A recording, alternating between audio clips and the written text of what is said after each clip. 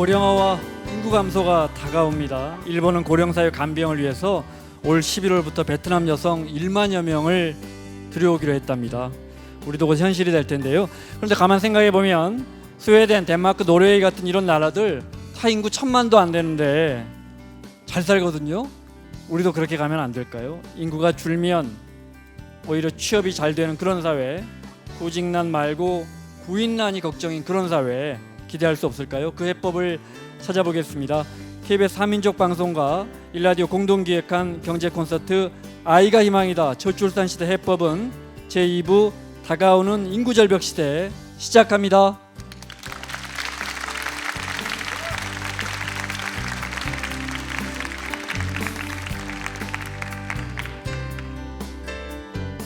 안녕하세요. 경제 콘서트 진행을 맡은 저는 KBS의 기자 김원장입니다. 어제에 이어서 저출산과 우리의 미래 이야기 나누겠습니다. 특히 이 시간에는 우리가 인구 절벽 시대라고 하는데 우리 노후를 구체적으로 어떻게 준비할지, 특히 어떻게 노후를 준비하고 어디에 투자할지, 어떤 실수를 하면 안 되는지 구체적인 이야기 나눠보겠습니다. 오늘 강의해 주실 연사분은 저희 성공회감의 가족이시죠. 매주 금요일 2부에 스마트한 경제 공부 코너 진행해 주시는 키움증권의 홍춘욱 이코노미스트로부터 인구 전략이 실패한 이유라는 주제로 강연 들어보겠습니다. 인구가 줄어들면 생산이 줄고 소비가 줄고 나아가서 부동산 같은 자산 가격이 내려갈 수밖에 없다는 기존의 이론과는 조금 다른 그런 분석과 비전 제시하시는데요. 자, 홍춘욱 박사 강의 듣겠습니다.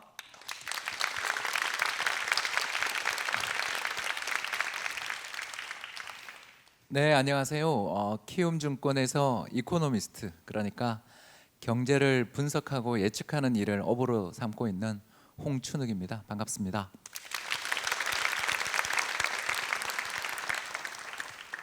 저는 오래전부터 그 인구 문제에 관심을 가지고 있었던 좀 특이한 이코노미스트고요.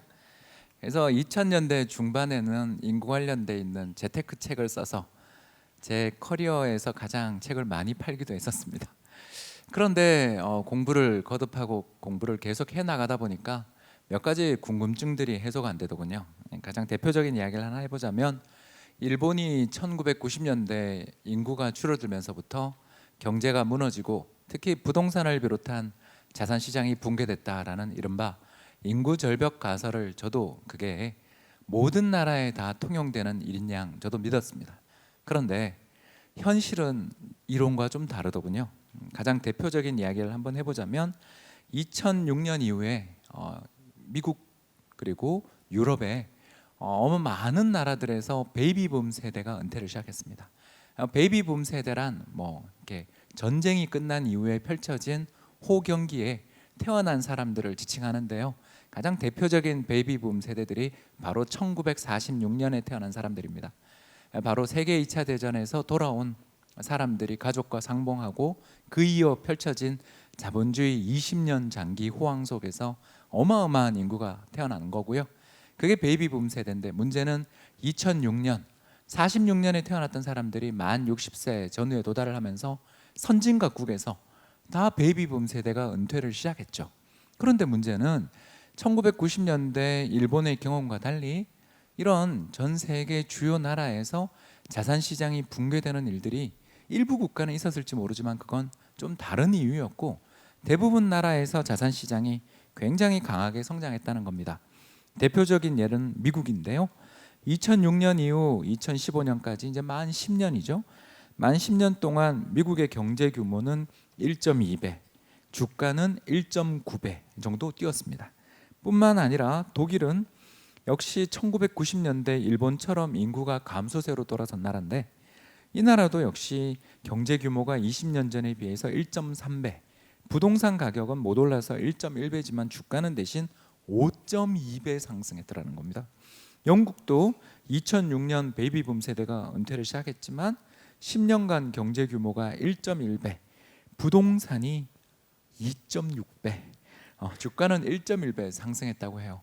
이런 세 나라뿐만 아니라 저는 인구에 대한 가장 믿을 만한 그 통계 집단이 국제연합 (UN인데) 거기서 나온 인구 통계를 가지고 전 세계 한 16개 나라를 다 분석해봐도 일본만 유일하게 인구가 감소하면서 경제가 나빠지고 자산 시장이 붕괴됐다는 걸 보고 너무나 놀라게 됐습니다.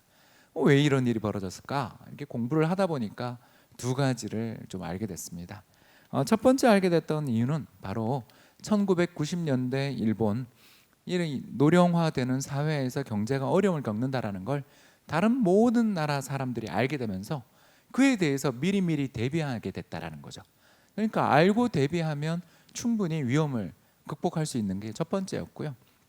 두 번째는 더 중요하게 다른 나라와 달리 일본은 말도 못하게 자산 시장이 거품이 심했다라는 게 더 큰 이유였던 겁니다.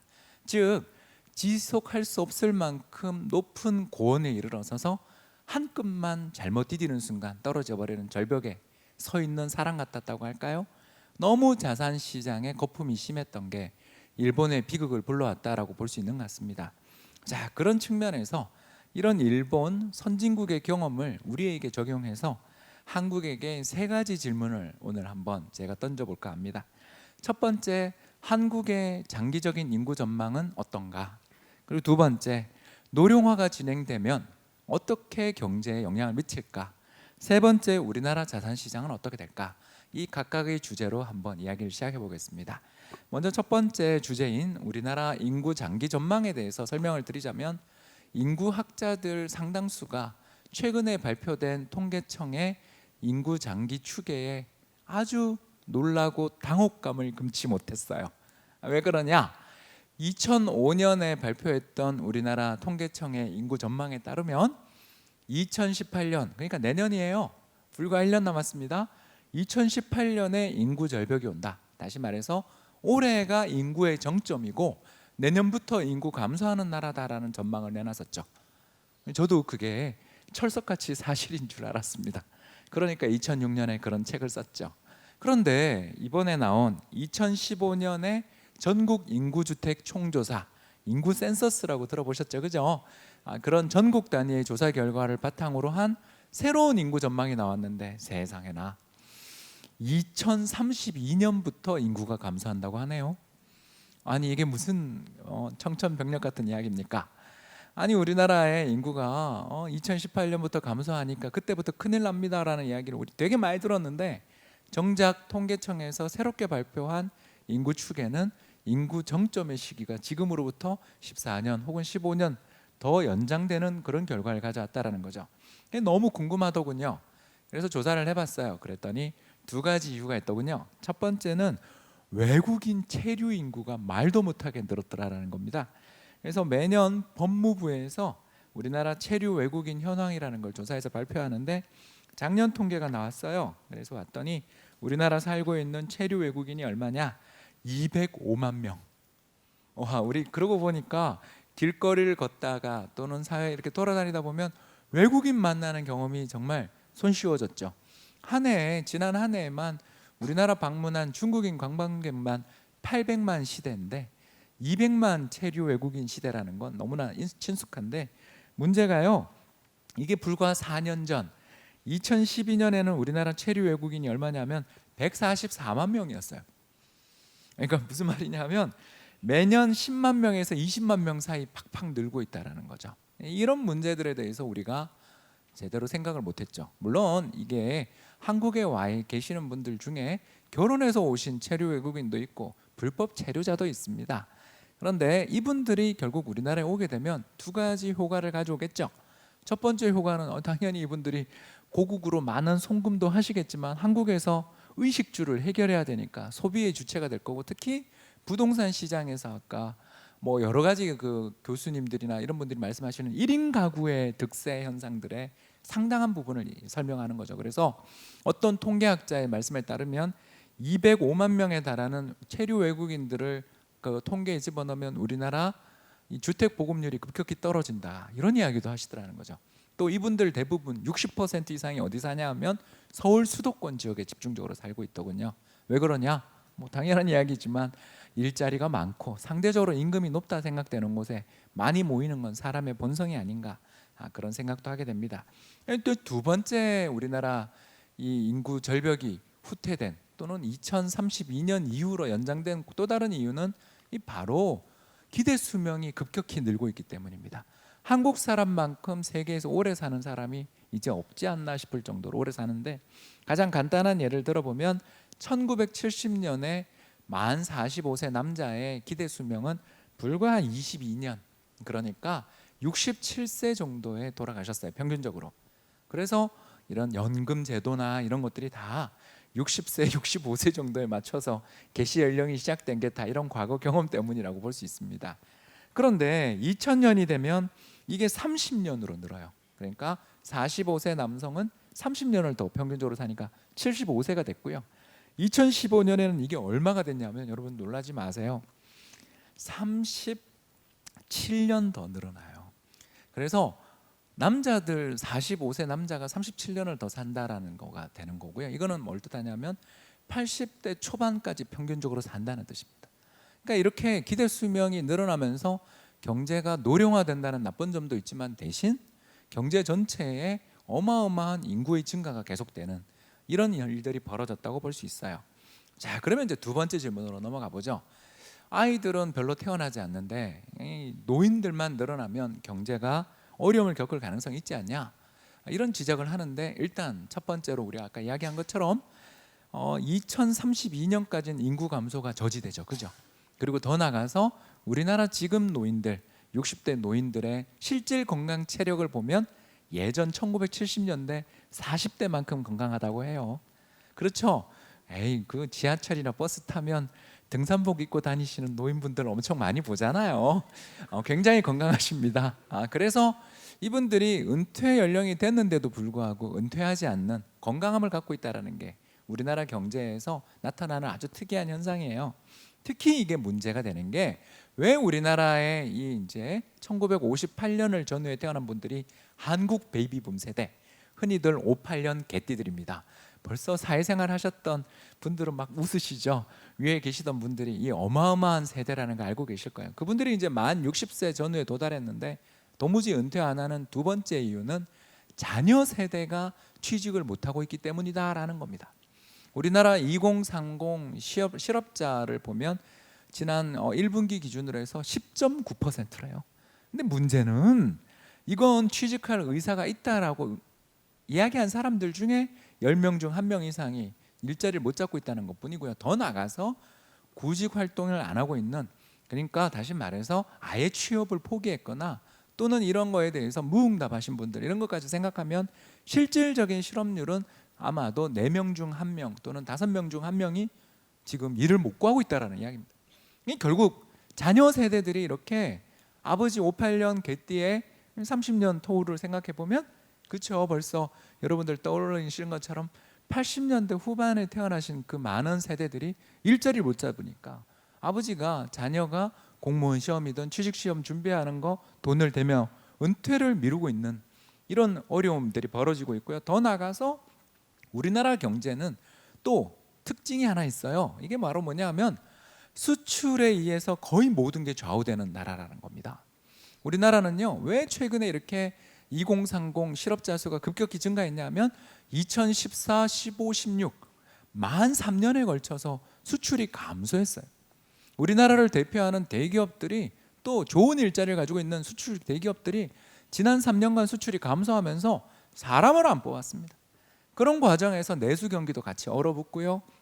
여기다가 또 중국 관광객들도 안 온다 그러니 경기가 너무너무 나빠지며 많은 실업자가 발생했던 거죠. 자, 이런 문제들로 인해서 결국 우리나라는 노령화가 닥치면서 나라가 경제가 어려워져요라는 이런 말이 좀 이상하다는 거죠. 거꾸로 이야기하면 우리나라의 문제는 많은 베이비붐 세대들이 은퇴를 하며 생산하는 활동 인구가 줄어들고 소비가 감소해서 나라가 어려워져요라는 말을 하기는 어렵다는 이야기죠. 거꾸로 이야기하면 그동안 경제가 어려워서 많은 실업자가 세상에 존재해서 경제가 어려웠던 거고, 거꾸로 이야기하면 우리나라에 존재하는 이 200만 공시족 혹은 300만 니트족이라고 불리는 분들을 취직시킬 수만 있다면 내수 경기든 우리나라 경제가 언제든지 돌아설 수 있는 잠재력을 보유하고 있다고 볼 수 있죠.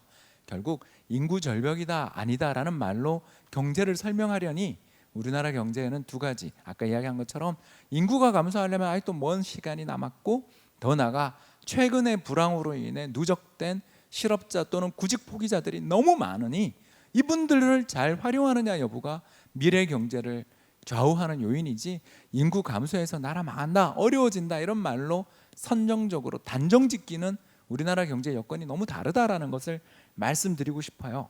마지막으로 이제 자산 시장에 대해서 짧게 이야기를 해보자면, 아까 이야기한 것처럼 사람들이 구직 활동을 계속하는 사람들이 많고, 특히 이 사람들이 1인 가구를 많이 형성하면서 경제 전체에 걸쳐서 가구 수가 계속 증가하는데 주택 시장의 수요는 증가할 수밖에 없는 거 아닌가요? 더 나아가서 자녀 세대가 이 취직을 못하고 있는 상황에서 은퇴를 앞두고 있는 아버지 입장에서 최근에 나오는 안타까운 뉴스가 뭐냐면, 우리나라에서 서비스업 일자리 중에 가장 많은 일자리가 주택 임대업에서 나온대요. 이게 결국 뭐냐면 건물 다세대 가가구 주택 하나 사거나 빌라를 지어서 그 돈으로 사람들한테 임대 주고 거기서 월세 받아서 생활비도 쓰고 자녀 교육비도 쓰는, 그러면서 경제 활동을 계속 이어나가고 있는 활동들이 있다는 걸 생각하면, 이게 뭐 부동산 시장의 붕괴로 간다든가 몰락으로 간다기에는 지금 부동산 가격이 너무 뛰어 문제지, 가격이 이 인구 절벽 뭐 이런 이야기하는 것과 전혀 다르게 움직이는 게 다 이런 이유가 있는 거죠. 더 나아가서 주식을 제가 조금만 더 이야기를 한번 해드리자면요, 올해 우리나라 기업들의 예상 기업들, 그러니까 우리나라를 대표하는 한국 거래소에 상장되어 있는 200대 대기업들을 코스피 200이라고 불러요. 그래서 그냥 코스피 이렇게 저희들이 하겠습니다. 이 기업들의 올해 영업이익이 세금 내기 전에 벌어들인 순전한 기업의 능력으로 벌어들인 이익이죠. 이게 얼마냐? 190조 원이에요. 이게 얼마나 큰 돈이냐면, 작년 상장 기업 이익이 136조 원이었던 걸 생각하면 무려 60조 원 정도 늘어나는 어마어마한 거고요. 참고로 우리나라 역사상 가장 기업 이익이 많이 났던 해가 이 2011년이었다 그러는데, 그때가 115조 원이었던 걸 생각하면 작년 우리나라 기업들이 이미 사상 최고 기록을 갱신하고 올해 더 돌아서고 있어요. 이런 걸 생각해 보면 주식시장이 또 역시 인구 감소의 시대에 붕괴된다 이렇게 단언하기에는 한국 기업들의 경쟁력이 너무 좋죠. 거꾸로 또 이야기를 하자면, 이렇게 우리나라 기업들이 돈도 잘 벌고 세금도 많이 낼 때 적절한 경제 정책들이 잘 나오고, 또 자산 시장에 대해서 너무 무서워만 하는 게 아니라 자산 시장의 순환, 자산 시장의 미래에 대해서 너무 비관하지 않는 태도를 가지고 접근한다면 성과를 낼 수도 있는 기회가 펼쳐진 해라고도 볼 수 있는 것이죠. 따라서 이상의 세 가지 이야기를 정리해 보자면, 한국의 인구 절벽이 2018년인 줄 알았는데 그게 어떤 이유로, 여러 가지 이유로 2032년으로 미뤄지고, 제가 보기에는 이것도 더 미뤄질 것 같아요. 그죠? 우리 한국 사람들 오래 살고 더 나아가 외국인에서 유입되는 체류 인구도 계속 늘어날 것 같아서 한국 인구 절벽은 제가 봐서는 2032년보다 더 늦어질 것 같다. 두 번째, 이런 식으로 인구 절벽도 늦어질 뿐만 아니라 경제 내에 어마어마한 일하고 싶어 안달이 나 있는 젊은 2030 세대들이 몇백만 명이 있으니, 이 사람들 잘 취직시키고 또 일자리를 찾아주는 데 성공만 한다면 저출산 문제도, 왜? 취직을 해야 결혼을 하고, 또 취직을 해야 오랫동안 기다려왔던 연인과 결혼 빵빠레를 올릴 수 있지 않습니까? 그런 측면에서 경제를 부양할 수 있는 힘들은 여전히 남아있는, 아직은 절벽 운운할 때는 아니지 않냐. 마지막 세 번째, 자산 시장은, 부동산 시장은 거품을 좀 걱정할 정도로 너무 강하게 올라오니 이거 참 부담이 될 정도로 강하다라는 거. 그리고 더 나가서 주식시장 같은 경우는 올해 우리나라 기업들이 돈을 굉장히 잘 벌고 있으니 한번 너무 비관하지 마시고, 수출 잘 되고 기업 실적 좋아질 때는 주식에 관해서도, 지금 너무 한국 사람들이 주식 싫어하는데 이쪽에 대해서도 관심 가지시면 좋지 않겠나, 이렇게 생각합니다. 감사합니다.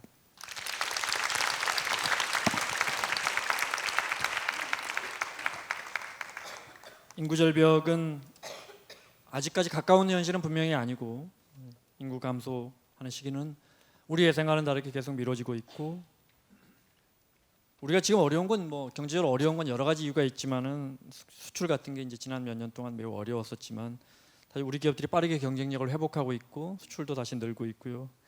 그러다 보니까 우리 자산 시장, 흔히 우리가 비관적으로 생각했던 부동산 시장, 특히나 증시는 지금 오름세를 타고 있고요. 네. 절대 비관적이지 않다는 홍춘옥 박사의 설명이었습니다. 방청객 질문 한두 개만 받고 저희가 자기 소개를 좀 부탁드릴게요. 네. 안녕하세요. 저는 현재 이화여자대학교 4학년 재학 중인 홍유진입니다. 처음으로 젊은 20대인 제가 질문을 하게 됐는데 여자 대학이다 보니까 다 여자들만 있고요. 그래서 그 방금 말씀해주신 인구 절벽은 제 생각에는 곧 여성들이 이제 저출산 문제랑 같이 궤를 같이 하게 된다고 생각하는데 통계적으로 많이 말씀을 해주신 것 같아요. 그래서 통계로 제가 봤을 때는 그 인구 절벽 여성의 경제 활동 때문에 저출산이 더 되고 있다라는 통계도 있고 그 반대의 통계도 있다고 하는데 도대체 어떤 게 맞는 건지 한번 질문을 드리고 싶었습니다. 네, 참 어렵고 또 귀한 질문인데 학자들마다 여러 가지 의견의 차이가 있는 건 분명한 사실인데 이게 좀 저성장 국가가 고성장 국가가 되면 출산율이 떨어지는 걸 보면 소득이 증가할수록 출산율이 떨어진다 이렇게 볼 수도 있는 건 사실이에요. 그러나 일정 소득 수준 이상인 나라들, 그러니까 1인당 국민소득 2만 불 이상의 선진국의 여성들의 통계를 가지고, 그러니까 경제개발협력기구의 통계를 가지고 저희들이 조사를 해보면 두 가지 특성을 발견할 수 있어요. 첫 번째 특성은 뭐냐 하면 20대에서 30대, 그러니까 20살에서 39살 연령대의 여성의 시장 경제활동에 대한 참가율이 높아지면 그 나라는 출산율이 올라갑니다. 다시 말씀드려서 여성들에게 일자리들이 풍부하게 돌아간다라는 그런 사회가 조성되면 이게 출산에 대한 공포가 완화되는 거죠. 이해되시죠? 그러니까 여성들에게 일자리가 돌아가고 여성들도 왕성하게 경제활동을 참가한다는 것은 거꾸로 이야기하면 출산이 경력 단절로 이어질 수 있다라는 그런 걱정들을 많이 덜어줄 수 있는 경제에 대한 어떤 자신감의 회복 이런 것들로 볼 수 있고요. 두 번째 더 재미있고 앞으로 우리나라 정부가 해야 될 또 다른 시사점을 가지는 통계가 하나 있는데 이게 바로 뭐냐면요, 남성의 가사 노동 시간 증가만큼 시간 증가만큼 여성의 출산율을 올리는 요인이 없다라는 거죠. 우리나라 같은 경우는 옛날에 하루에 35분 정도 기혼 남성이 가사 노동을 했는데 요새는 한 50분 정도, 굉장히 적죠. 근데 이거를 올릴 수 있다면, 참고로 OECD 경제개발협력기구 평균적인 남성의 가사 노동 시간을 조사해 보면 2시간 반 정도에서 3시간 사이입니다. 한국 남성들보다 월등하게 많이 집에서 가사 노동을 하고 있고, 그렇게 남성들의 가사 노동 시간을 올리는 데 성공한 여성 친화적인 나라가 출산율 문제에서 상대적으로 더 자유롭다라는 거죠. 그럼 어떻게 해야 남성의 이런 가사 노동 시간을 늘리냐? 우리나라처럼 이렇게 장시간 근로에 맨날 야근해가지고는, 또 거기다 회식까지 자리를 잡아가지고는 집에 와서 파김치 돼 있는데 무슨 놈의 가사 노동입니까? 결국 이거는 근로 시간을 단축시켜서 사회 전체에서 일자리를 나누는 문제와 굉장히 밀접한 연관을 맺고 있다고도 볼 수 있는 거죠. 그래서 첫 번째는 경제가 좋아지고 경기가 활성화되면 대체로 선진국의 출산율이 올라온다. 두 번째, 뿐만 아니라 남성들의 과도한 초과 노동, 장시간 노동을 줄이려는 사회적 합의가 도입되는 나라일수록 여성들의 출산율들이 올라오더라라는 그런 결론에 많은 부분들이 좀 동의하시는 것 같지 않나 생각합니다. 남성의 가사 노동 시간과 출산율은 뚜렷하게 비례한다는 말씀 들었습니다. 저희가 한민족 방송과 함께하고 있습니다. 그래서 오늘 또 탈북자 한 분 모셨는데요. 탈북자분이 궁금해하시는 거 하나만 질문 듣겠습니다. 네, 안녕하세요. 자유를 찾아 대한민국에 온 2015년 입국한 윤영옥입니다. 어서 오십시오. 네, 반갑습니다. 박사님 말씀 너무 잘 들었고요. 이자 저출산이 문제라고 하셨는데요. 만약 통일이 되면 당연히 북한인과 합쳐지겠죠. 제가 알기로는 북한에는 지금 49세 미만이 일할 수 있는 능력을 가진 사람들이 940만 명 된다고 합니다. 만약 통일이 돼서 이 사람들이 다 일한다면 인구가 적어지는 문제가 좀 줄어들 수 있지 않을까 하는 의견을 드리고 싶습니다. 홍 박사님이 네, 굉장히 희망찬 이야기고요. 그런데 이제 그 통일을 우리가 이 다가올 미래의 통일에 대해서 그런 부분들은 충분히 긍정적이라고 생각되는데 그에 맞춘 한국 사회의 준비도 지금 해야 된다라는 게 제 생각입니다. 잠깐 제가 이야기를 하자면 2014년, 2015년 기준, 그러니까 지난 2년 전 기준이죠. 2014, 15년 기준으로 해서 탈북하신 분들의 월 평균 가구 소득을 조사 한번 해본 적이 있었어요. 참 이 경제학자라는 사람은 숫자를 너무 좋아하죠. 근데 조사를 해봤는데 이게 우리 남한의 같은 연령대에 있는 분들 소득의 40% 정도에도 못 미치더라는 거예요. 이게 너무 낮아서 제가 너무 놀랐어요. 그래서 이걸 좀 조사를 해봤더니 우리나라 전체 내려오신 그 탈북민들의 55% 그러니까 15,000분 정도가 현재 취직해 있지만 이 4,000명 그 중에 4,000명은 정부가 임금을 좀 보조해 주는 직장을 가지고 계시는 거고요.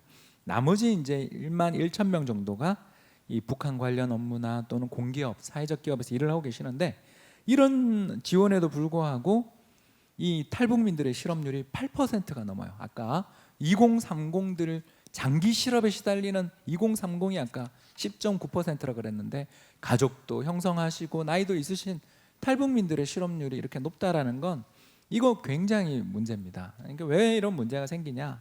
결국 두 가지겠죠. 첫 번째는 이 각 세대에 대한 정부의 지원이 좀 부족한 거 아니냐 이렇게 생각할 수 있고 두 번째가 더 중요해요. 이 바로 뭐냐 하면 보이지 않는 차별 또는 좀 정착하실 수 있게 새로운 사회에 와서 적응하는 시간이 필요한데 한국 사람들이 너무 이 새로운 사회에 적응하시는 분들에 대해서 그분들의 이야기를 제가 들은 적이 있었는데 매정하답니다. 그리고 보이지 않는 차별 특히 세터민이다 이러면서 차별하는 걸 엄청나게 느낀대요. 이래가지고 이게 되겠습니까?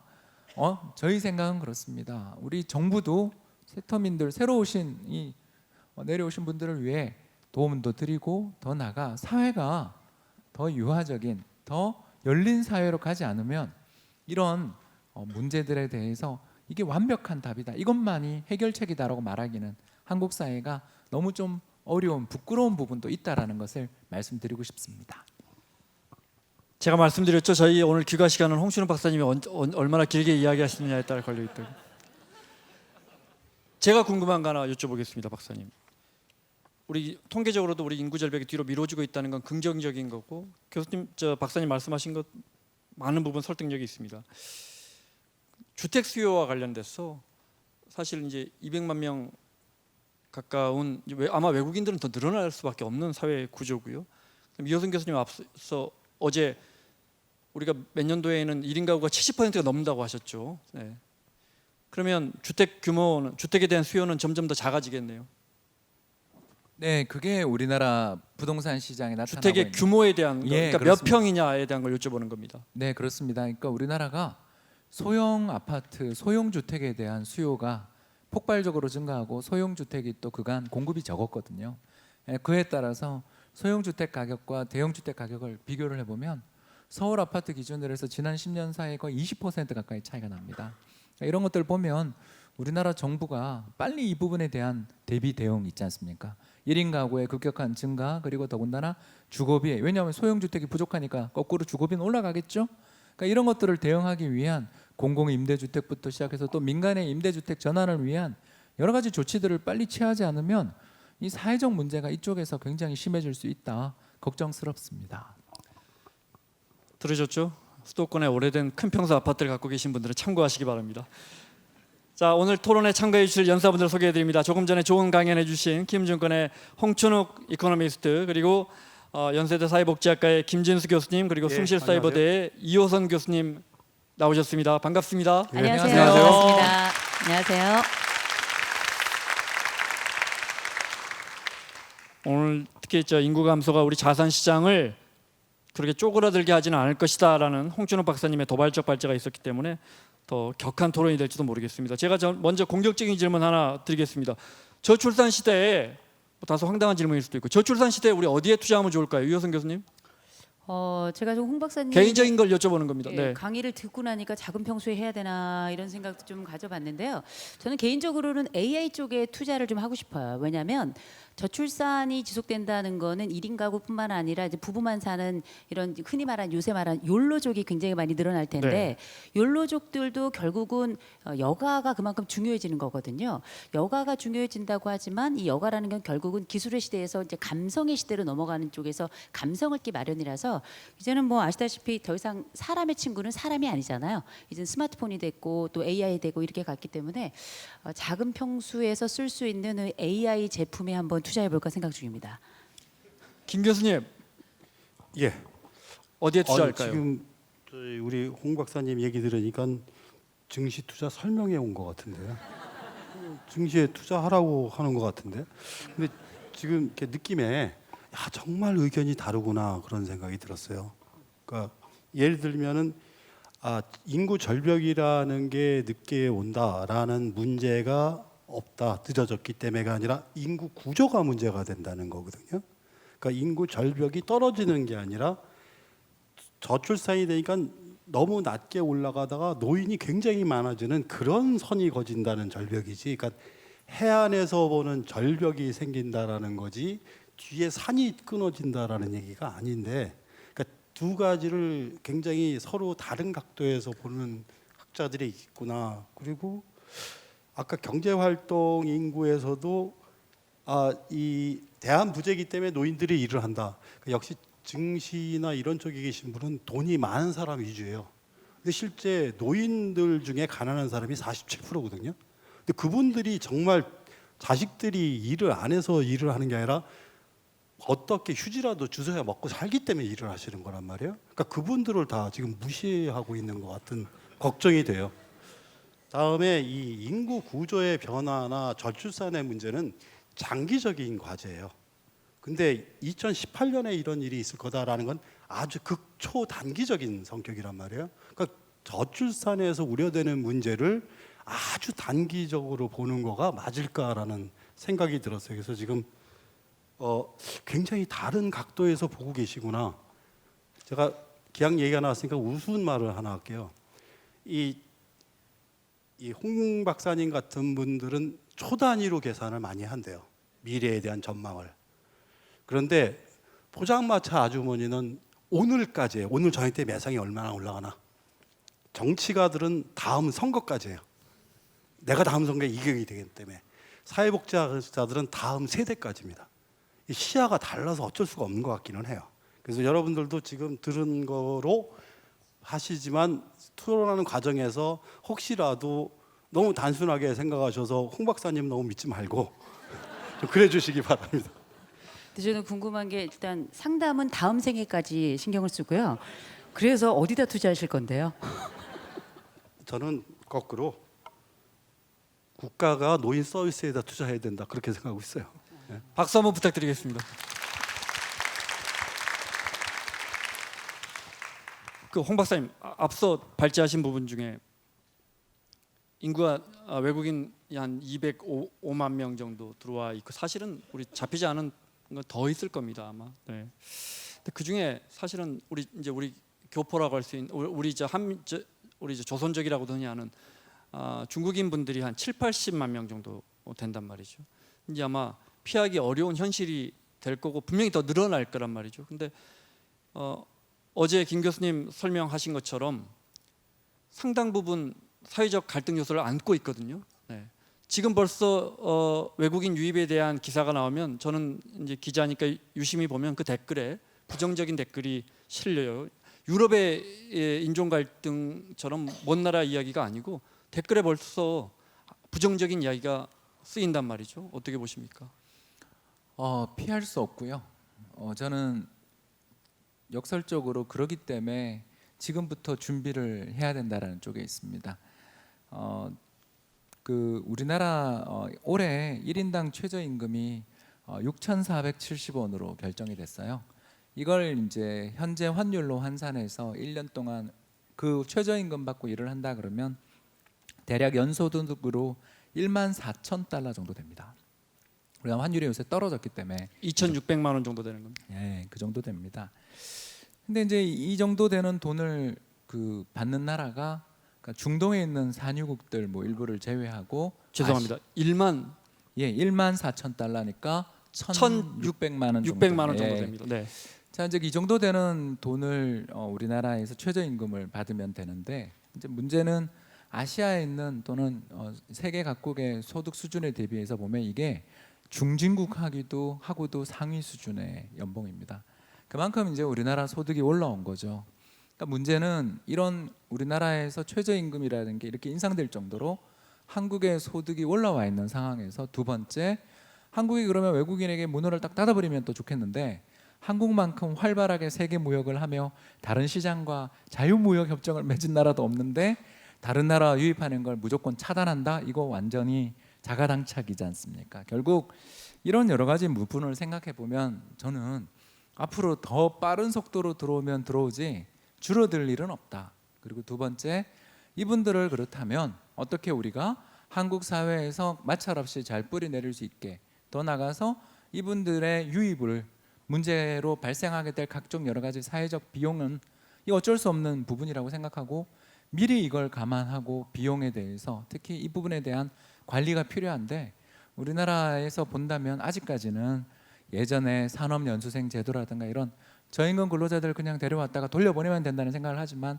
앞서 말씀드린 것처럼 이렇게 어마어마한 소득 격차가 개도국하고 벌어질 때에는 돌아가지 않습니다. 사회 내에 자리를 잡을 가능성이 굉장히 높고요. 특히 이분들 대부분이 20, 30대들입니다. 그렇기 때문에 아마 저희 생각에는 상당한 문제가 앞으로 될 텐데 사회적으로 다른 유럽의 사례를 조사해 보면 전체 인구 대비해서 10에서 15% 선을 넘어설 때 인종 갈등이 폭발하는 그런 경향들을 많이 볼 수 있었어요. 그런데 우리나라가 이제 현재 전체 인구에서 차지하는 이 비중만 본다면 아직은 뭐 굉장히 낮은 4% 선이. 예, 그 정도에 불과하기 때문에 시간은 있다. 그러나 피할 수 없다면 빨리 대책을 만들어야 한다. 이렇게 말씀드리고 싶습니다.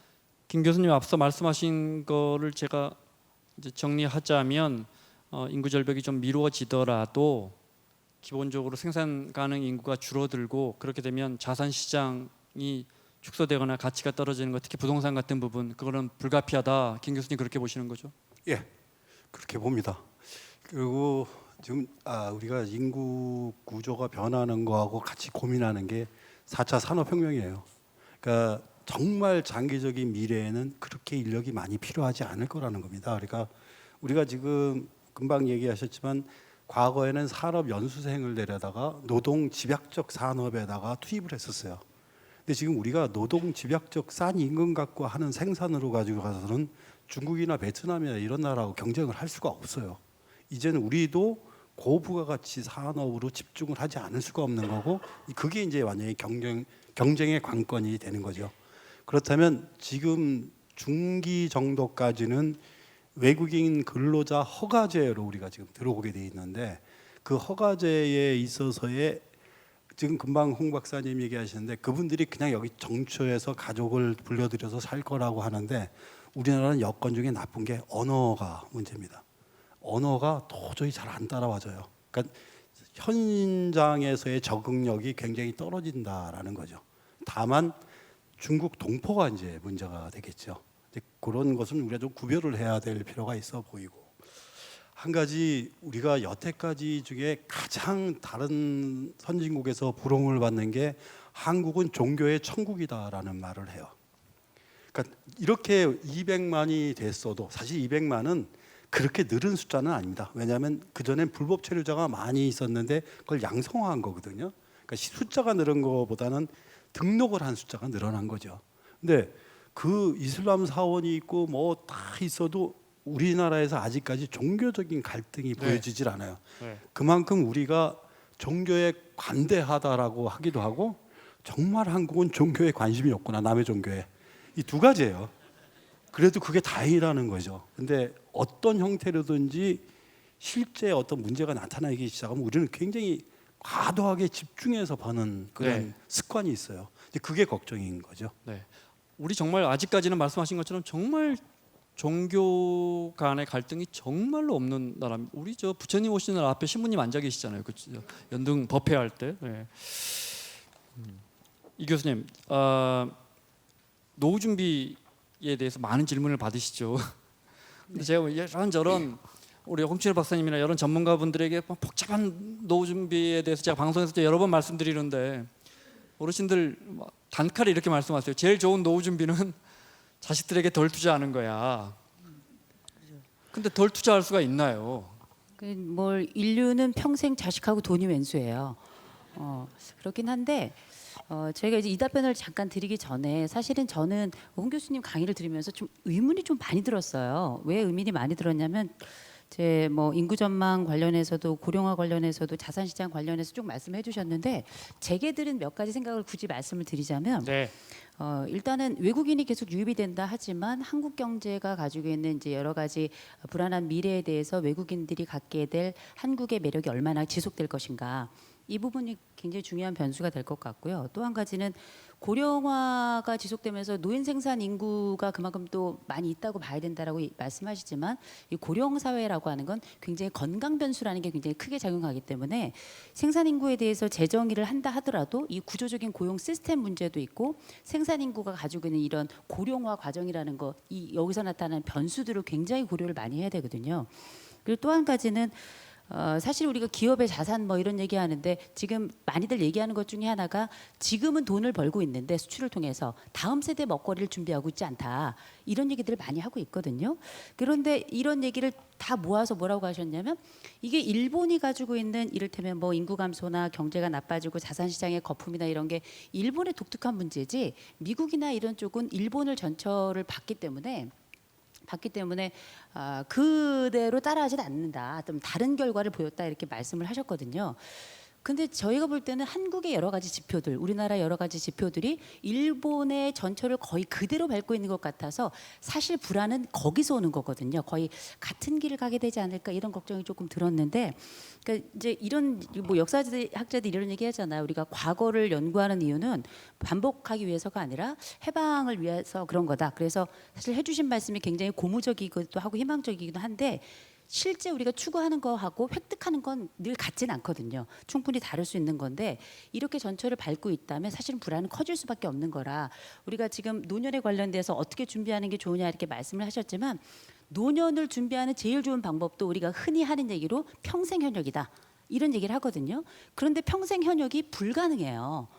현실적으로 나이가 들어서 흔히 말씀하시는 이제 맥잡이라고 하는 거 있잖아요.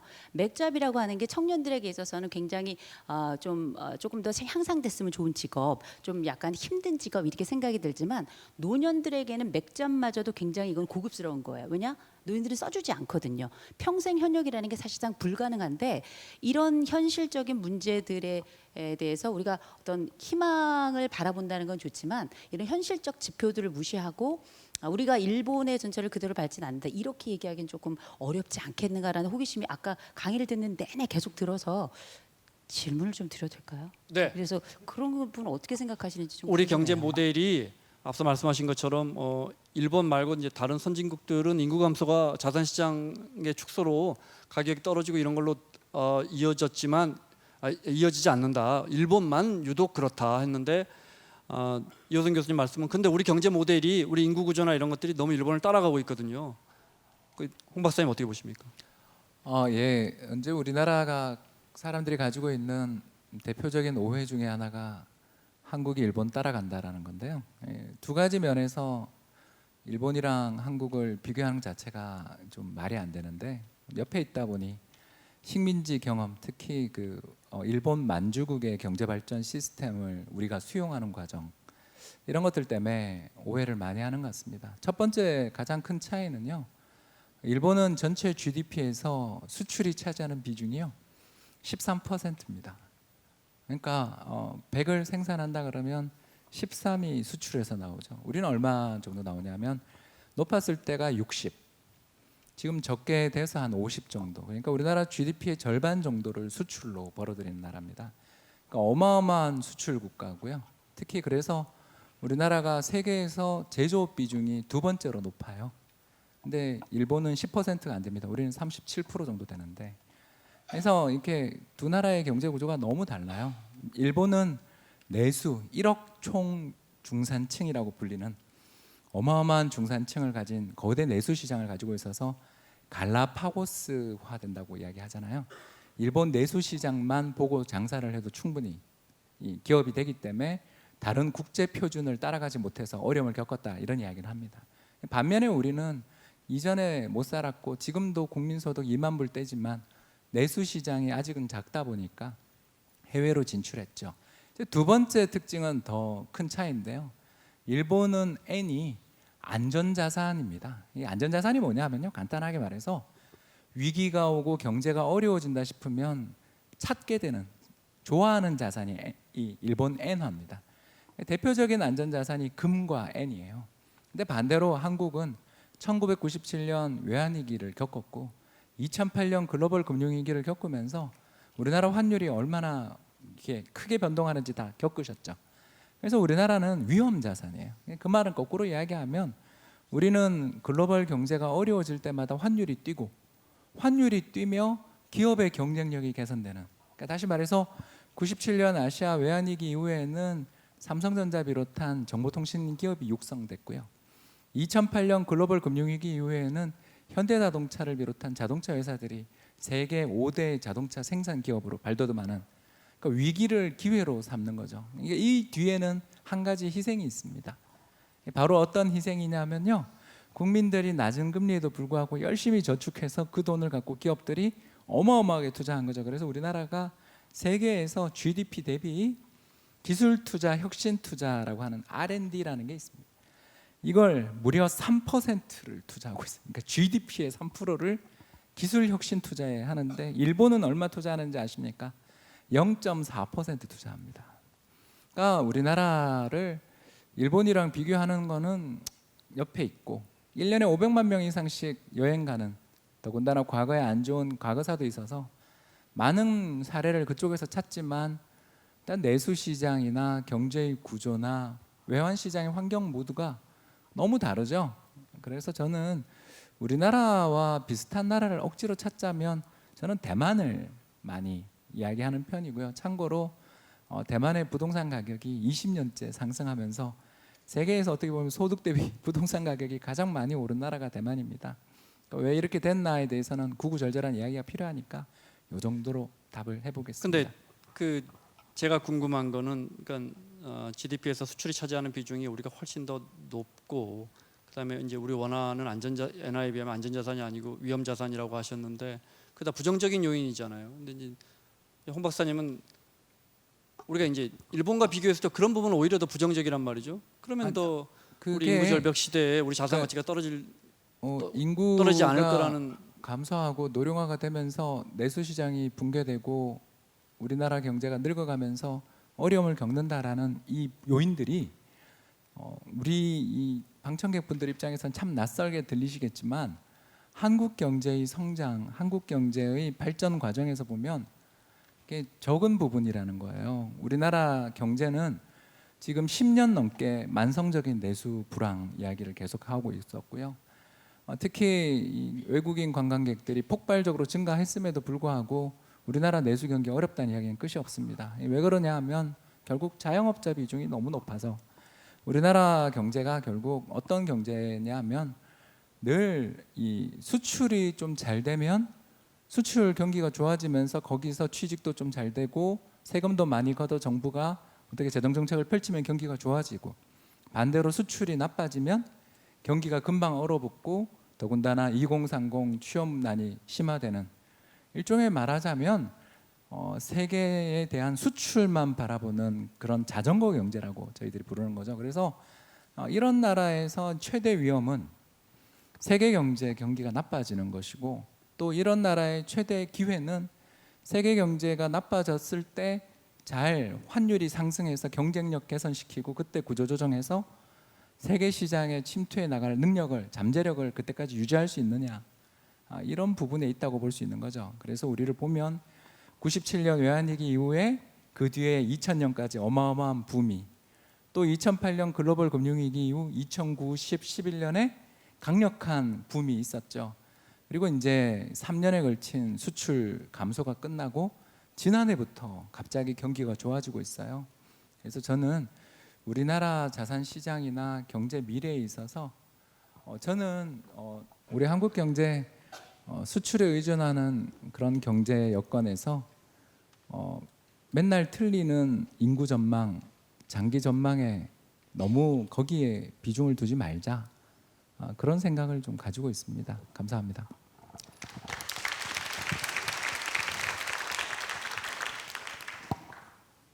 아무리 시간이 걸려도 이 교수님한테 그건 여쭤봐야겠습니다. 아까 여쭤본 거. 네. 노후 준비할 때 네. 여러 자산 투자가 있지만 정말 절실한 건 자식에 대한 너무 과잉 투자가 네. 정말 현실적으로 우리 노후 준비를 잡거든요. 그렇죠. 어떻게 하죠? 이렇게 하십시오. 일단은 우리가 이제 흔히 자식에 대한 투자를 합쳐서 부모 투자라고 불러요. 정신적인 부분, 물질적인 부분, 노동적인 부분 다 합쳐서 우리가 부모 투자라고 부르는데, 인류 역사상 항상 동일한 주제는 뭐냐면, 과도한 부모 투자는 자식의 지식은 늘릴 수 있으나 자식의 독립성은 약화시키고요. 동시에 부모들이 해야 될 노후 준비에 대한 기본적인 그 기초를 완전히 무너뜨리는 아주 근본적인 역할을 하고 있거든요. 그래서 일단은 우리가 자식을 키우면서 자식 교육을 하지 말란 이야기가 아니라, 자식의 교육은 굉장히 중대한 겁니다. 미래를 위한 것이고, 동시에 또 다음 세대뿐만 아니라 또 국가를 위한 여러 가지 자원들이기 때문에 매우 중요한데, 다만 자식 투자를 할 때 옛날처럼 자식을 믿을 수 있는 세상이 아니잖아요. 그리고 요즘 자식들은 똑똑해가지고 똑똑한 거 동원해가지고 부모들이 얼마나 가지고 있는지를 정확히 알아내잖아요.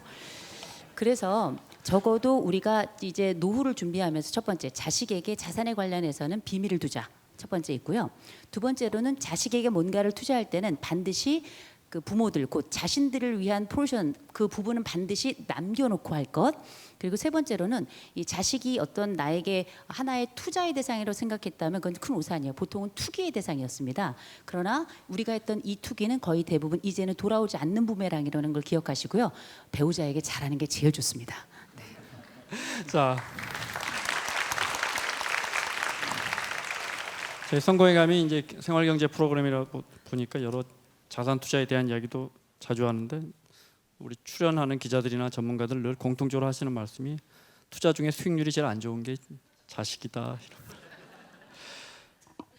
초대 가수 모시겠습니다. 개인적으로 저희는 성공의 감 두 번째 만남입니다. 너무 좋아하시는 분들이 너무 많고 개인적으로 성공의 감이 정말 좋아하는 것 같습니다. 두 번째로 모시는데 목소리 너무 개성이 있고요. 직접 곡도 쓰시는 싱어송라이터입니다. 자, 가수 장재인 씨 모셔서 첫 곡으로 나의 위성 듣겠습니다.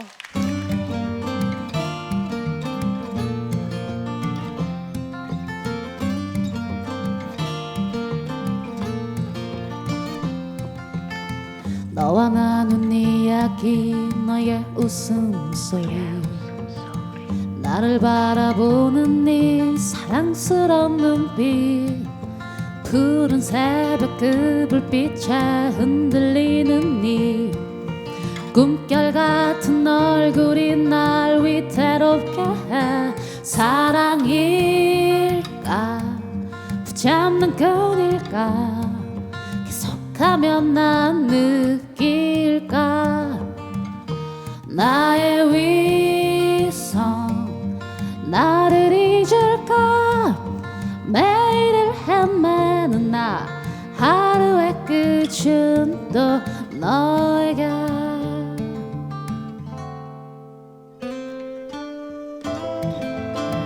발은 가까이 든다.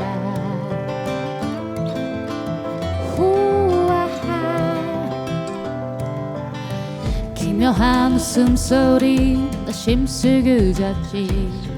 날 사랑하지 않는 게 이기는 줄 알지. 새벽의 벨소리 나의 목을 감싸고, 파블로프 개처럼 난 너를 기다려. 버릇일까 붙잡는 끈일까, 계속하면 난 느낄까. 나의 위성 나를 잊을까. 아침의 자장가, 하루의 끝은 또 너에게. 싸구려 말들로 넌 선물인 양 너를 감싸고는, 복잡하고 끄깃했고 이유가 필요해. 똑같은 그 패턴, 온폭 패인 큰 상처로 또 그게 널 도려내고 나면 나를 기억하게 될까. 내 위성 그 안에 너만의 그 행성. 너와 나눈 이야기, 너의 웃음소리, 나를 바라보는 네 사랑스러운 눈빛, 푸른 새벽 그 불빛에 흔들리는 네 꿈결 같은 얼굴이 날 위태롭게 해. 사랑일까 붙잡는 끈일까 계속하면 난 느낄까. 나의 위성 나를 잊을까. 둥글게 맴도는 나 하루의 끝은 또 너에게.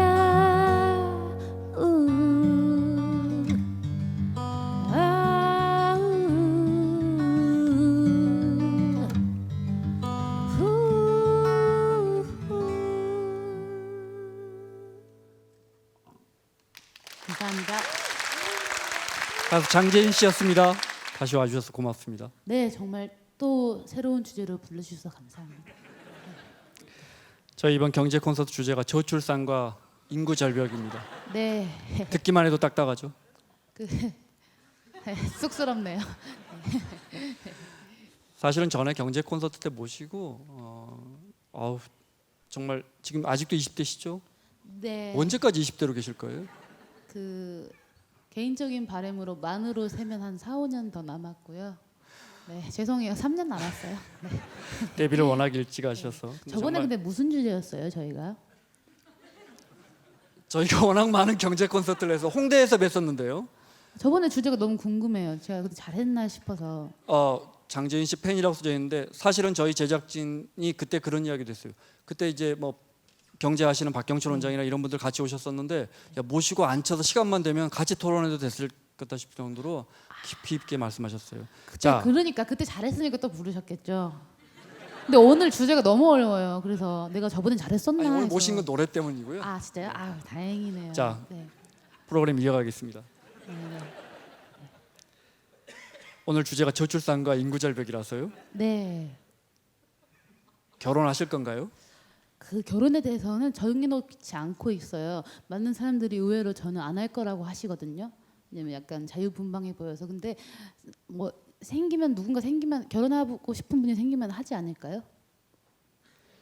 그러니까 할 수도 있고 안 할 수도 있고. 이런 질문 드려도 돼요? 이게 네. 우리 작가분이 써주신 질문이에요. 제가 하는 거 아니고요. 네. 장재인 씨 회사에서 연애 금지령 내렸어요. 이 윤종신 씨 회사죠? 그거 한 달 그랬던 것 같아요.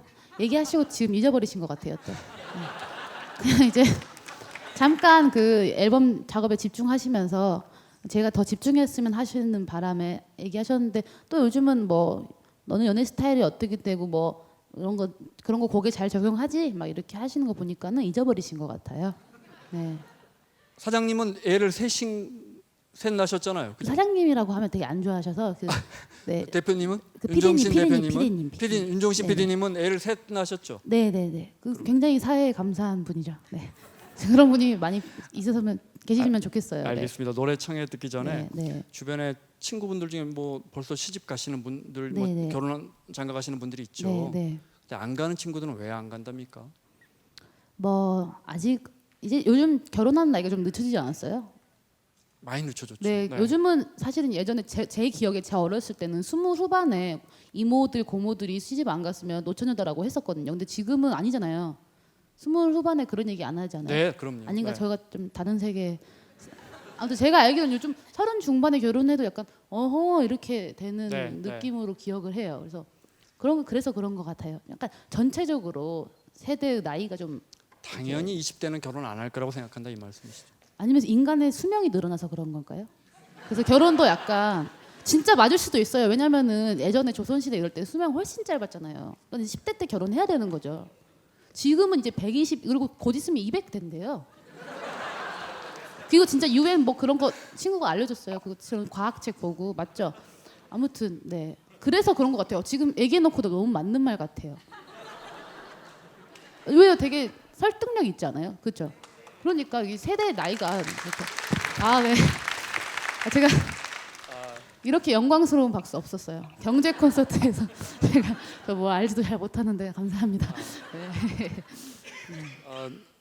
금방 눈치채셨겠지만은 하여튼 이 진행자의 사심 때문에 또 다시 모셨습니다. 자, 감사합니다. 장재인 씨의 노래 한 곡 더 청해 듣고 네. 오늘 여기서 헤어지겠습니다. Love Me Do 들으시겠습니다.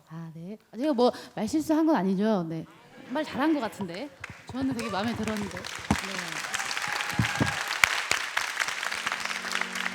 벌써 노래가 나와요? 저 좀 얘기하면 안 돼요? 너무 아쉽잖아요. 이렇게 뽕뽕 가는 건. 아무튼 그나저나 네. 그렇잖아요. 맞는데 그 저출산 뭐 인구 절벽 했는데 저희 집안에 대해서 얘기 드리자면 참 괜찮은 집인 것 같아요. 생각을 해보니까 사회자님과 얘기를 나누다가 생각이 났는데 이모들이 그렇게 많아요. 고모도 많고 아빠들도 많아요. 그 작은 아빠, 큰 아빠 그리고 이모들이 또 얼마나 동생들을 많이 이렇게 했는지 그런 걸 보면서 이제 저희 집안은 괜찮은 집안이라는 생각을 했습니다. 여러분도 모두 이제 인구 절벽이 오지 않게 많이 좋은 얘기를 네. 그런 의미에서 아빠들이 많다고 사랑에 대한 노래를 담은 럼미두를 네. 아니, 하고 싶은 얘기가 있으신지요? 아니 아빠들이 네. 많다고 해서 깜짝 놀랐습니다. 아빠들이 묻혀 작은 아빠, 큰 아빠, 그 둘째 작은 아빠, 둘째 큰 아빠 이렇게 막. 네. 그러니까 자. 이제 큰 아빠가 둘이신 거죠. 그래서 큰 아빠, 둘째 큰 아빠. 그 작은 아빠는 이제 작은 아빠랑 이제 막내 아빠. 그렇죠. 하지만 이제 호칭이 아버지가 되니까 이제 아버지가 계시고 아버지 위에 형님 2분, 아래 2분, 고모도 2분 계시고. 너무 많아요. 네. 중요한 게 아니라 네. 사촌이 몇 명이냐가 중요해요. 사촌이 네, 아주 우리는 우리 땐 막내 다 이모가 그랬어요. 저희 막내 이모가 안 그래도 7분이세요. 근데 이모가 7분이시라고요? 자랑할 만 하지 않아요? 이 정도면? 하긴 근데 그 세대 때 그렇게 또 놀랄 만한 것도 아니네요. 네. 진짜요? 잠깐만. 지금 그러니까 네. 우리 60년대에 네. 그 한 가족의 자녀가 6명이 평균이었어요. 60년에. 네. 그다음에 네. 70년대에 4명이었거든요. 그러니까 그때는 그 정도면 그냥 그 정도야. 근데 지금 문제가 지금 안 나서 문제니까. 자, 지금 그러면은 사촌이 몇 명이냐 가지고. 90년대와 2000년대 그 자식 그 수는 어떻게 되나요? 그 지금- 당시는 6명이었어요. 지금은 1.2명밖에 안 돼요. 1.2명. 그러면은 칭찬받을 만합니다. 이제 평균 그래서 두세 문제라는 명? 거예요. 네, 2명은 돼야 돼. 네, 2명 그리고 이제 4명도 있고 괜찮죠? 네, 죄송해요. 장재인 씨 칭찬받고 가족을 위해서 박수 한번 보내주세요.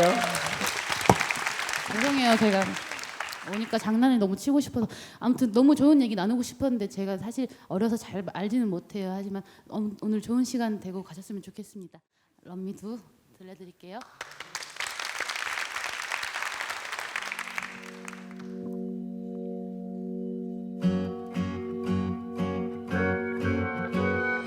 둘이 함께 나눴던 시간 사랑이 내게 흘러요.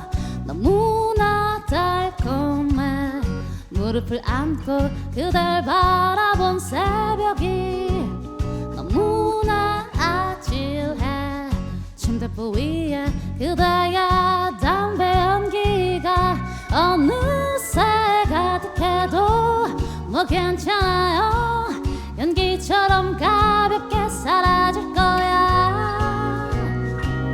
그대가 커져가면서 넌 나를 잊어요. 그대는 내게 아파서 더 달콤한 걸요. 조금씩 흘러넘쳐서 내 맘을 핥혀요. 전부 다 가질 수 없어 더 아찔한 걸요. 이제는 love me do 내 맘을 love me do 그대여 love me do 내 맘을 love me do 조금씩 말할게 love me do.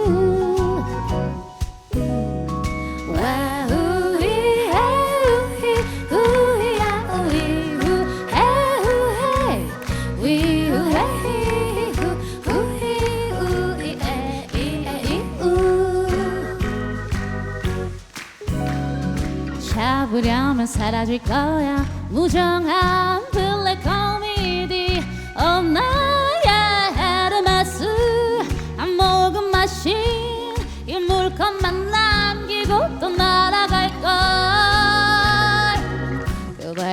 커져가면서 너를 잊어요. 그대는 내게 아파서 더 아찔한 거요. 이제는 love me too, 내 맘을 love me too. 그대야 love me too, 내 맘을 love me too. 조금씩 But I can love me too. 조금씩 들이켜 그대는 이미 내 온몸에 가득해. 아직은 취하고 싶지 않아요. 아직 내 두 발로 서 있을래요. 이제는 love me too, 내 맘을 love me too. 그대야 love me too, 내 맘을 love me too. 조금씩 But I can love me too. 다시 한번. 이제는 love me too, 내 맘을 love me too. 그대야 love me too, 내 맘을 love me too. 조금씩 But I can love me too. 왜 우희해 우희야 우희 우왜 우해 위 우해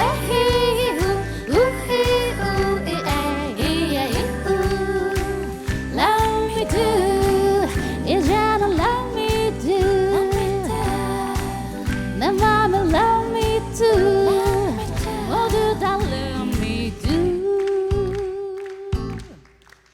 땀방두두.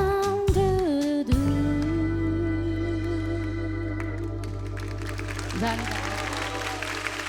좋은 시간 되세요. 감사합니다. 경제 콘서트 아이가 희망이다. 저출산 시대 해법은 2부 다가오는 인구 절벽 시대 연세대 김진수 교수님 또 키움증권의 홍춘욱 박사님 숭실사이버대 이효성 교수님과 함께하겠습니다. 구체적으로 인구 감소 시대 우리가 어떻게 대비할지 준비하고 알아보고 분석하고 있는데요. 김 교수님, 국가가 저출산을 위해서 재정을 투입할 때 이런 쪽으로 지원하면 뚜렷하게 출산율이 높아진다라고 학계에서 예측되거나 분석되는 게 있습니까? 무지하게 많은데 틀려요. 맞지가 않아서 문제예요. 현실에서 안 맞는다고요? 근데 이제 그나마 그 보불 전쟁인데 1870년대 이제 불란서하고 독일이 이제 싸워서 불란서가 완패를 했는데 그때의 당시에 불란서 사람들이 지고 나서 뭔가 우리가 잘못한 게 있다라고 했는데 너무 국가가 정말 우리 병력을 위해서라도 출산율 높여야 된다는데 말을 안 들었거든요. 지고 나서 국가하고 국민이 합심을 해서 안 되겠다. 우리가 지금 전쟁을 한다면 그런 거하고 다르겠지만 그 당시에는 그래서 불란서가 출생률을 확 올립니다. 근데 그게 서로 신뢰하고 믿고 공감대를 형성하면서 나타난 거. 이런 의미로는 볼 수 있지만 가만히 있다가 국가가 너 요거 해주면 할 거야. 요거 안 하면 요까지 네가 해주는 척하면 우리도 낳는 척 할 거야. 이렇게 되면 곤란하거든요. 그러니까 그런 면에서는 종합적인 거로 가는 거 외에는 방법이 없는데 공감대는 확실히 있어야 될 것 같아요. 국가 정책에 신뢰하고 같이 호응하고. 그러니까 젊은 세대가 국가 정책에 호응하지 않고 공감하지 않으면 돈 써봤자 소용없다 이 말씀이신 거죠. 네. 홍 박사님, 그 노후의 노후 준비에 대해서 제가 자꾸 여쭤보게 되는데 사실 저축할 돈이 별로 없거든요. 여유 자금이.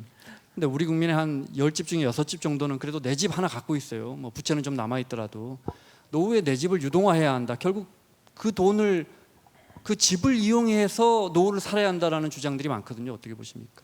네, 실제로 이제 나라에서 그 이제 일본의 그 붕괴 자산 시장의 어려움을 보면서 우리나라에서 만든 가장 대표적인 그 유동화 방안이 바로 주택연금입니다. 네.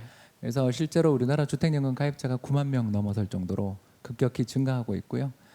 이 주택연금의 이제 장점이라면 집에 거주를 하면서 연금을 받을 수 있다라는 게 최대 장점이고, 나쁜 점을 좀 또 이야기하자면 주택연금 들었는데 가격이 상승해 버리면 아무래도 이미 사실상 집을 매각한 셈이나 다름없으니까 네. 손실이 발생할 수도 있고, 더 나아가 자녀들과 협의를 잘 거치지 않으시면 가정의 불화가 될 수도 있다는 점들이 문제가 되는 것 같고요. 이제 이런 것들 때문에 주택연금을 안 하시는 분들이 이제 최근에 하는 선택이 바로 뭐냐 하면 자신이 살고 있는 집을 전세를 하거나 이런 거는 지금 너무 힘드니까, 왜냐하면 주택 가격 대비 전세 가격이 70%까지 올라왔으니까 못 하고 어떻게 하냐면 주택담보대출을 받아서 그걸로 임대용 주택을 구입하는, 그래서 그걸로 이제 월세를 받아서 생계를 이어가려는 분들이 너무너무 그러니까 증가하는 지금 갖고 있는 거죠. 집을 대출을 받아서 그렇죠. 담보대출을 조금 작은 받아서. 집을 수도권에 구해서 그렇죠. 거기서 월세를 받고 예. 이자는 그걸로 이제 갚고 조금 남는다 이 말씀이시죠? 예, 그게 지금 145만 명. 그러니까 우리나라 단일 어떤 그 서비스 업종 직종 내 1위가 예전에 도소매, 숙박, 뭐 음식료 이런 거였지 않습니까? 네. 근데 지금은 이제 1위로 이런 주택 임대 사업자가 올라올 정도로 이렇게 바뀌고 있는 분위기다, 이렇게 볼 수 있겠습니다. 지금 갖고 있는 자산 중에, 역시 개인적 의견을 여쭤보겠습니다. 지금 갖고 있는 자산 중에 노후에 인구가 줄어든다고 하니까요. 이거는 좀 나는 불안하다고 생각한다 하는 게 있을까요, 이호승 교수님? 아들 말고요. 예, 아들 딸 가릴 것 없이 속썩이는 자식이 남아 있는 집 한 채를 해먹으니까요. 사실은 그게 가장 그 위험한 자산이 아닌가 싶은 생각이 들고, 사실 별로 가진 게 없어가지고 잃을 것도 그렇게 크게 있지는 않은데, 그래서 사실 좀 걱정인 건 뭐냐면, 저는 뭐 부동산이나 이런 거는 워낙에 또 젬뱅이라 잘 모르기도 하고요. 이제 다만 저 같은 경우는 이제 연금 같은 걸 좀 많이 들었어요. 저는 거의 뭐 연금의 여왕이라고 볼 수 있는데, 요새 보니까 연금도 위험합디다. 연금도 좀 위험하다는 얘기가 들려가지고요. 그 부분이 좀 걱정이 되는 부분이긴 해요. 네, 예. 사실 우리가 이제 여러 노후를 위한 저축성 연금이라든지. 근데 저희가 이제 이런 얘기는 합니다만, 사실은 뭐 저는 사실 개인적으로 이 김원장 기자의 굉장히 아주 큰 제 정말 팬이에요. 정말 팬인데, 여러분들 아시는지 모르겠는데 원래 김원장 기자님이 부동산 전문 기자였습니다. 잘 모르셨죠? 저만 알겠었나요? 그죠? 어차피 우리 이 자리에 온 김에 우리 부동산 투자, 이 인구 감소 시대에 이 부동산 투자 어떻게 해야 되는지 짧은 미니 강연 한번 부탁해보면 어떨까요? 네.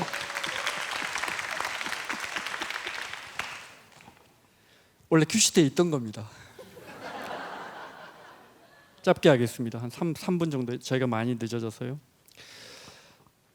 집값이 오를 것이냐 내릴 것이냐 어딜 살 것이냐 많이들 물어보시는데 잘 모릅니다. 네.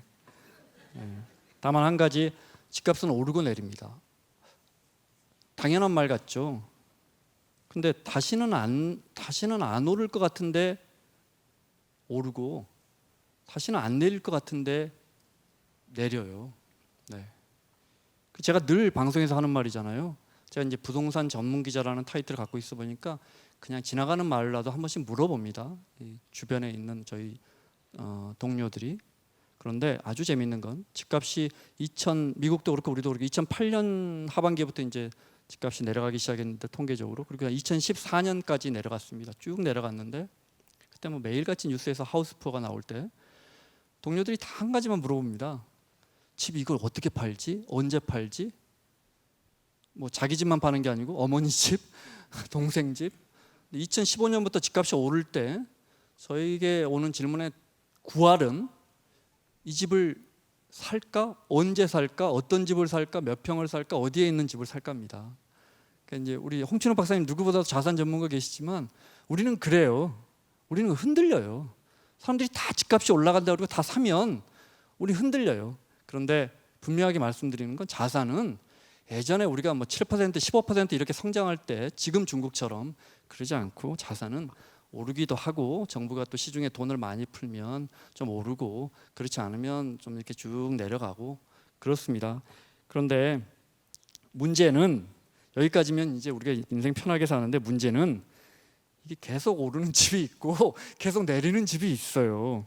그래서 몇 가지 특징이 있는데, 제가 드리는 이 조건에 지금 사시는 집과 사시려고 하는 집, 뭐 이런 한번 대입을 한번 해보십시오. 어떻게 보면 상식적인 이야기입니다. 우리 집에서 버스로 한 정거장 안에 집을 지을 택지가 여기저기 큰 빈 땅들이 많다. 이런 집 위험합니다. 우리 집 주변에 아파트가 정말 많은데 작업시설이 부족해가지고, 이게 딸이 친구 만나려면 버스 타고 꼭 어디 저기를 가더라, 판교까지 나가더라. 요것도 인구가 줄어들면 조금 위험할 수 있습니다.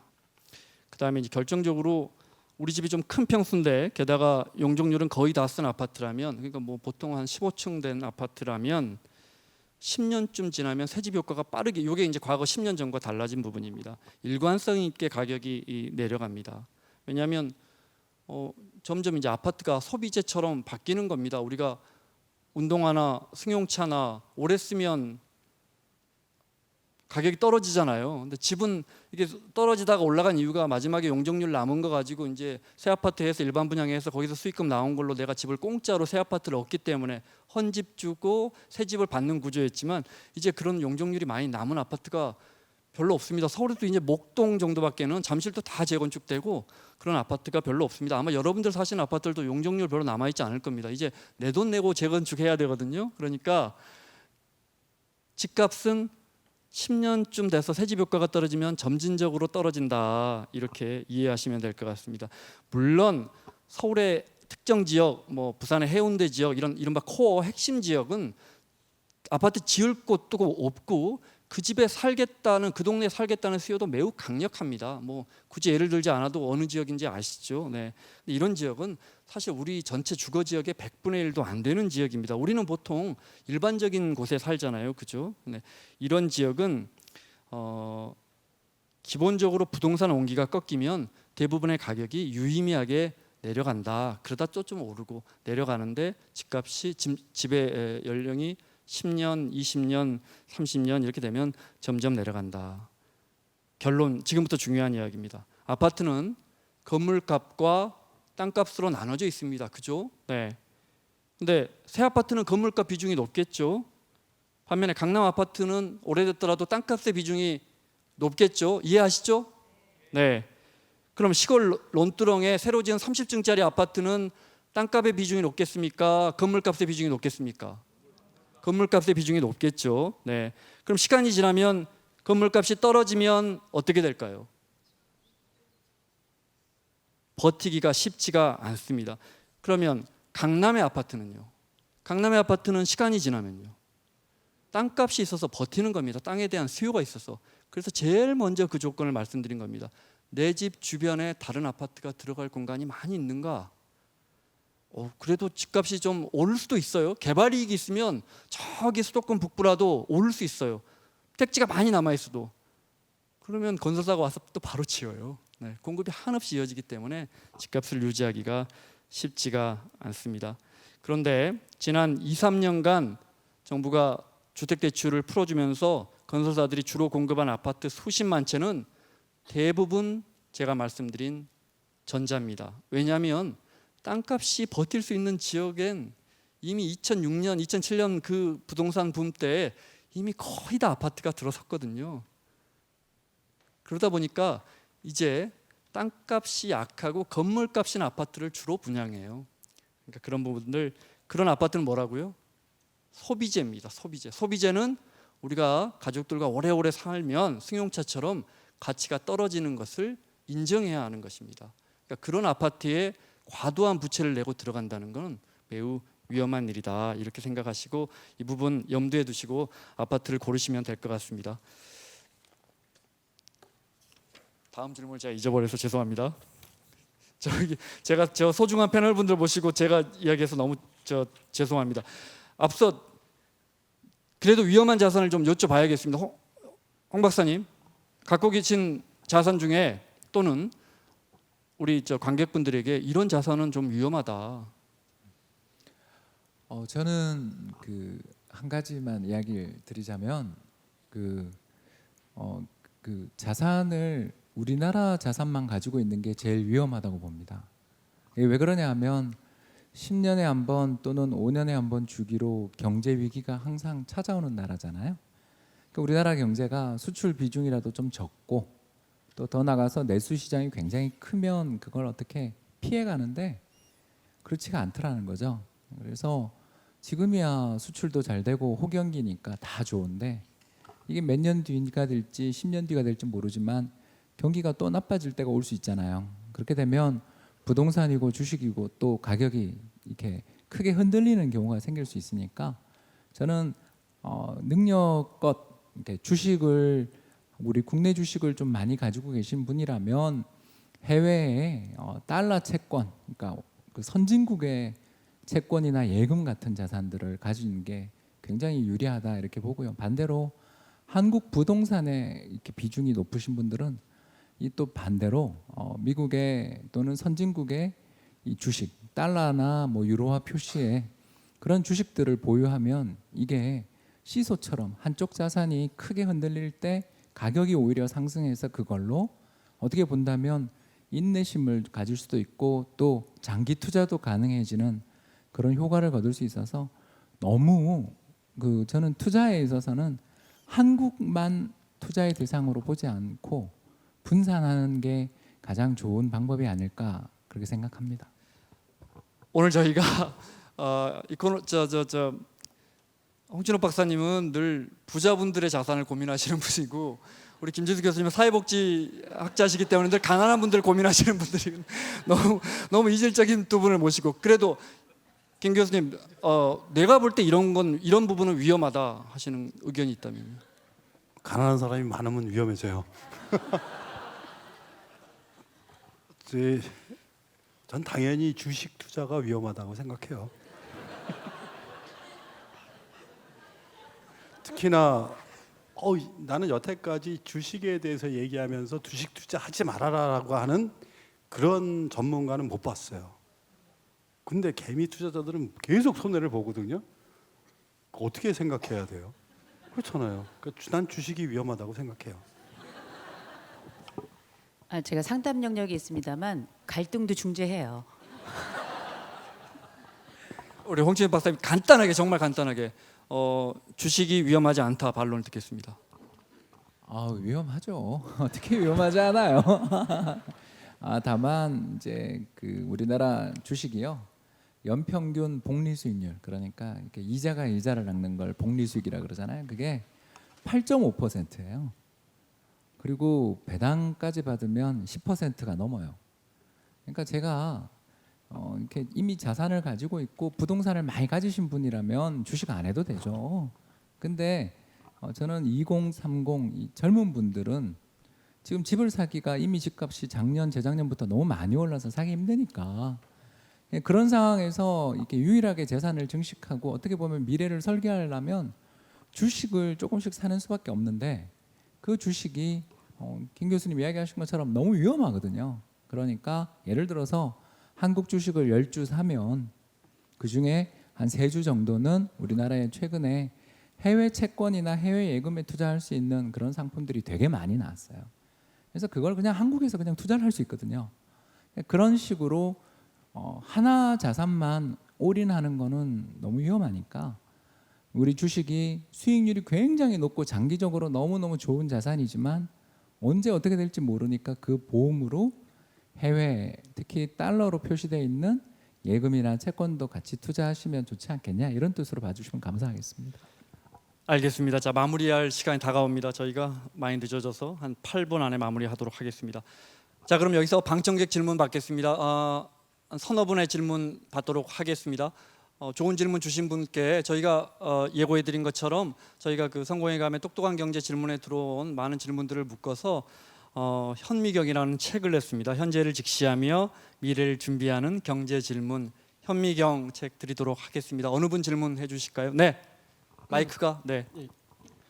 예, 안녕하세요. 저는 지금 중소기업, 강소기업으로 취업을 준비하고 있는 취업준비생 28살 청년 임수빈이라고 합니다. 우선 오늘 경제 코너트 와서 평소 궁금했던 점, 고민했던 점을 많이 들을 수 있어서 감사했고요. 제가 여쭤보고 싶은 부분은 저출산 문제에서 중요한 부분은 경제적인 부분도 중요하다고 봅니다. 아까 말씀도 해주셨지만 경제적인 부분을 해결하기 위해서는 일자리에 대한 문제도 해결되어져야 된다고 보고 있습니다. 그런 부분에 있어서 많은 구직자들은 일자리가 부족하다고 많이 말하고 있고요. 반면에 제 주변 직장인 친구들 혹은 지인분들 말씀을 들으면은 중소기업은 일할 사람을 구하기가 힘들다고 말하고 있습니다. 이러한 것을 봤을 때 제가 볼 때는 어느 한 주의 문제라 보기는 어렵다고 보고요. 그렇게 봤을 때 중소기업 그리고 구직자들이 이런 문제를 해결하기 위해서는 어떠한 생각을 가져야 할지 혹은 실질적으로 급여 뭐 근무 환경, 나아가 정책까지 다양한 의견을 말씀해 주시면 감사하겠습니다. 감사합니다. 네, 이코노미스트 입장에서 가장 무서운 질문입니다. 이게 그러니까 우리나라에 500인 이상 회사를 대기업이라 그래요. 그 대기업의 연봉 2015년 데이터라 좀 예전 데이터인데 그건 한 500만 원 정도 받습니다. 반대로 5명에서 10명 이하의 작은 기업들 같은 경우는 월급 평균을 보면 200만 원대예요. 그러니까 이렇게 큰 차이가 납니다. 그러니까 이렇게 큰 차이가 나는 게 우리나라 경제의 사실 제가 봐서 가장 큰 문제입니다. 이게 그러니까 동일 노동에 동일 임금을 받아야 된다고들 이야기는 하는데 정작 그렇게는 안 되죠. 더 나가서 또 문제가 우리나라 대학 진학률이 60% 한때 높았을 땐 80% 가까이 가져가니까 너무 이 교육 투자를 많이 해놔서 사회에 나와서 눈높이를 낮추자니 그동안 투입했던 돈과 시간은 누가 보상할 거냐라는 문제에 또 봉착하거든요. 그래서 아까 임 교수님 이야기하시기를 교육 투자가 제일 수익률이 나쁜 투자다 이런 말씀도 하셨는데 맞는 것 같고요. 그래서 이 문제를 해결하는 건 결국 구직자한테 눈높이만 낮춰라고 요구한다고 해서 될 문제는 아니고요. 결국 정부가 이 문제를 고착시켜 상황에서는 정부가 대기업들, 그 기업들 특히 대공장이나 이런 데서 보호받고 있는 정규직 근로자들의 특권이랄까 이점들을 좀 낮추는 대신에 중소기업 근로자들의 여건들을 올려주는 쪽에 그런 정책 대응을 쓸 수밖에 없는데 이게 굉장히 많은 마찰이 필요할 것입니다. 결국 이제 가장 쉬운 방법은 정부가 최저임금도 올리는 거고 또 최저임금 올리면서 준수율도 올리도록 노력하는 것도 있겠지만 또 하나의 방법은 저는 상대적으로 많은 임금을 받고 있는 대기업들의 일자리를 늘려나가는 방법으로 과도한 초과 근무 시간과 장시간 노동 문제를 해결해서 저출산 문제에 남편들이 좀 기여할 수 있도록 도와주는 한편 이 잡 쉐어링이라 그러는데요. 일자리 나누기를 통해서 좋은 일자리를 늘려나가는 이런 방향으로 정책을 써야 되는 게 맞는 방향이 아닌가 이렇게 생각하고 있습니다. 다음 질문 받겠습니다.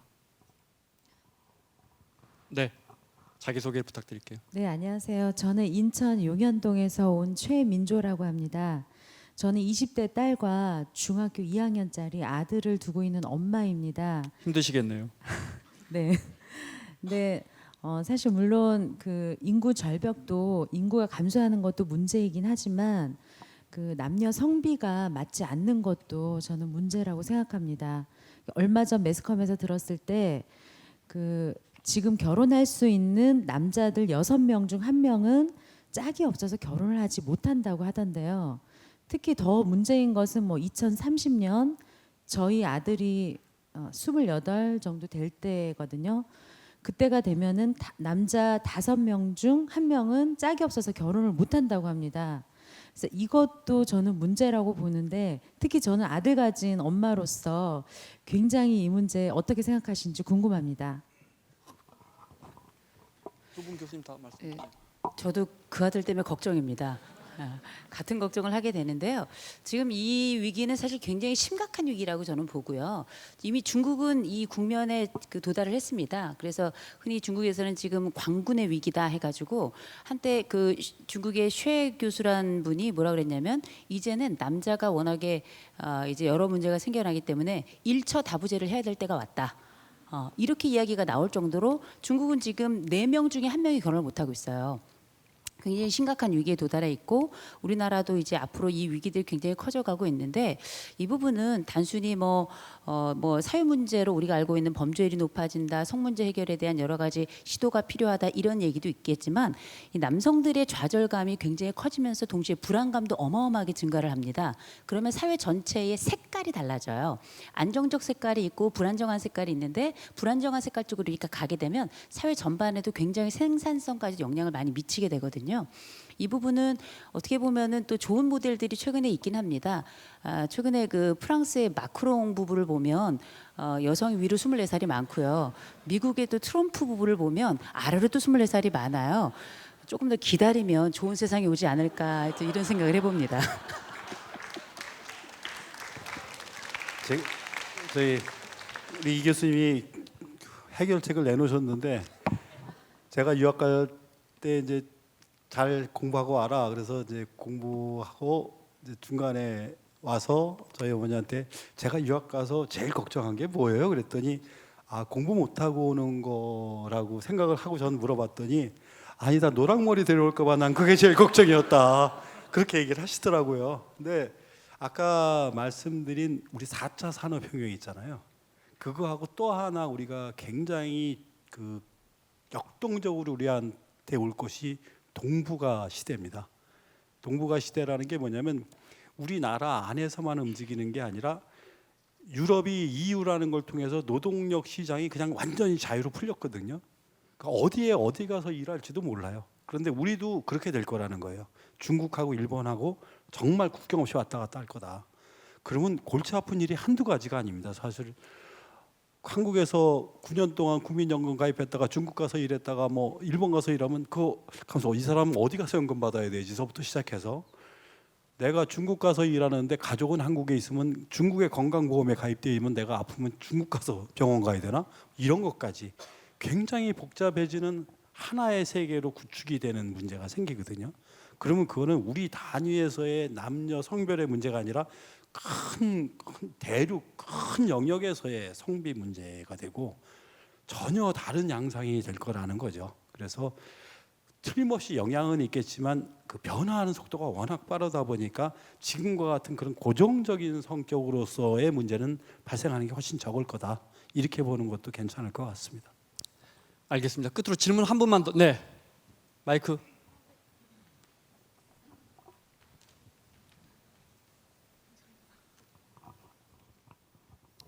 네, 반갑습니다. 저는 파주 운정에서 온, 오늘 저출산에는 안 맞는 딸 하나만 키우고 있는 주부인데요. 저희 딸 같은 경우는 조금 재테크에 관심이 많아서 아주 일찍부터 자기한테 투자를 적당히 해라, 그리고 엄마 아빠의 뭐 연금은 얼만큼 들어가고 있냐 이런 걸 묻는 아이예요. 그래서 오늘도 같이 오려고 했는데 시간이 안 맞아서 못 왔는데, 저는 사실 제일 궁금한 건 저희는 어차피 이렇게 살 것 같고 저희 딸이 지금 20살인데 얘네가 어떻게 투자를 하고 어떤 식으로 그 이런 살아갈 시대에 얘한테 어떻게 그 경제 교육을 시켜줘야 되는지, 그게 저는 사실 제일 궁금합니다. 네, 멋진 따님을 두셨네요. 역시 아들만 들두고 있는 저는 기대할 수 없는 그런. 아까 저기 남자가 너무 넘친다는 이야기에 제가 대답하고 싶었는데 뺏겼고요. 근데 이 질문에 대해서는 제가 좀 아까도 했던 이야기를 조금만 더 구체적으로 말씀을 드리자면, 주식이라는 게 굉장히 위험한데 또 위험한 만큼 매력 있는 자산이에요. 근데 문제는 우리 젊은 분들이 이 사회생활을 하거나 이럴 때 금융 지식이 너무 없어서 이게 그냥 막 종목에 솔깃해서 이렇게 일확천금 비슷한 그런 어떤 뭐랄까 이렇게 금방 부자 되고 싶은 마음에 그 손실을 보는 분들이 너무 많고, 그 때문에 이 주식이라는 우리나라에서 가장 수익률이 높은 자산을 외면하는 일을 너무 많이 봤습니다.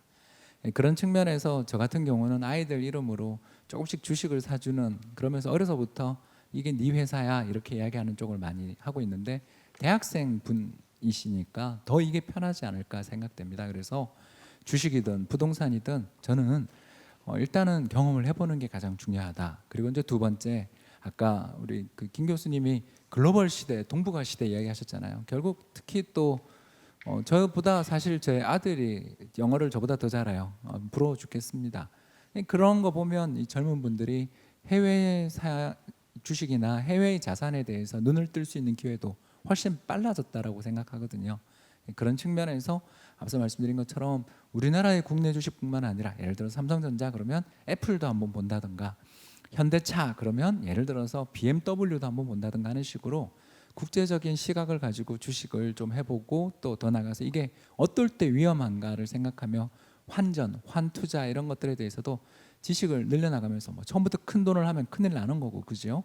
조금씩 사회생활을 하면서 벌어들이는 돈을 가지고 적립해 나가며 투자를 하시면 이게 10년을 한 사람이 첫 해 한 사람이 이길 수가 없습니다. 이게 항상 경험을 해봐야 사람이 자신에게 어떤 부분이 맞고 아니구나라는 걸 알며 투자의 스타일을 찾을 수 있기 때문에 꼭 지금부터 너무 그게 일확천금 이런 차원이 아닌 차원에서라도 시작 한번 해보시기를 권하는 마음입니다. 제가 꼭 저 프로그램에서 말씀드린 것처럼 홍 박사님 설명처럼 특히 남성분들 직장인분들 주식에서 낭패 보는 일도 많고 또 중년 때 우리가 이제 자산이 좀 쌓이니까 그때 낭패 보거나 아주 안 좋은 경우는 정말 은퇴할 때 주식으로 낭패 보는 경우도 있거든요. 왜냐하면 주식이 이제 무서운지 몰라서 덤비거든요. 홍 박사님 설명처럼. 그래서 처음에 뭐 고등학생이라도 이게 10만 원짜리 내 주식이 2주 있다 이러면 이게 관심 깊게 지켜보거든요. 그러면서 자산 시장이 어떻게 생겨났는지도 알게 되고 이게 이렇게 불어나네 이것도 알게 되고 이게 순식간에 이렇게 쪼그라드네 이것도 알게 되거든요. 홍 박사님 조언 전 너무 공감합니다.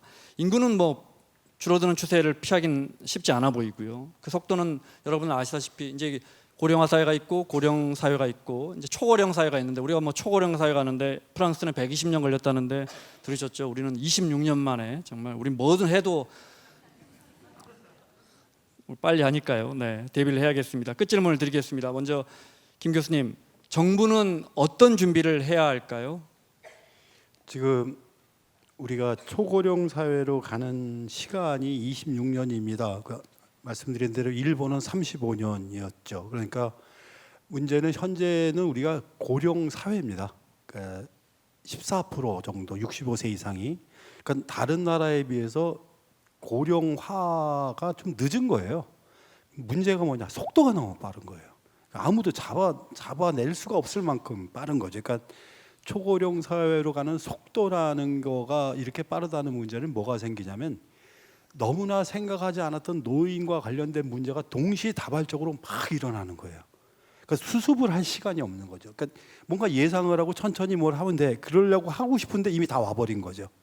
그중에 우리가 그래도 잘한 게 노인 장기 요양 보험이에요.